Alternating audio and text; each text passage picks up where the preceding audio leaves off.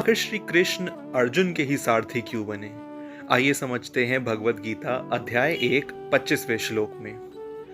भीष्म द्रोणा प्रमुखता सर्वेषां च महिषिताम् उवाच पार्थ पश्येतान् समवेतान् कुरुनिति।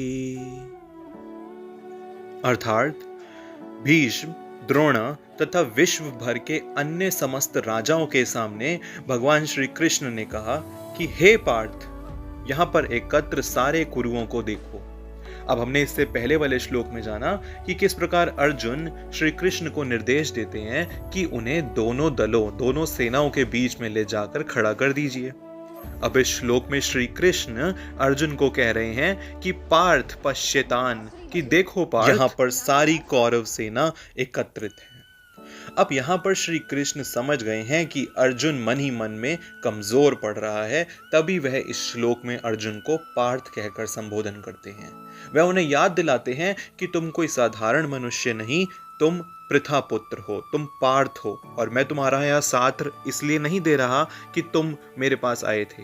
मैं तुम्हारा यहाँ साथ इसलिए दे रहा हूं क्योंकि तुम पार्थ हो, तुम पृथा पुत्र हो, तुम मेरी बुआ के बेटे हो, तुम कुंती पुत्र हो और तुम एक क्षत्राणी के पुत्र हो, और तुम्हें ऐसे कमजोर होना बिल्कुल शोभा नहीं देता है।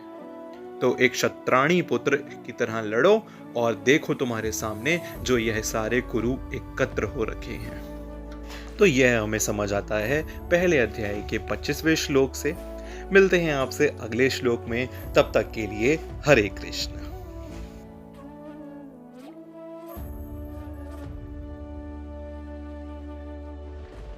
अब ना बांसुरी बजेगी और ना ही राधा आएगी।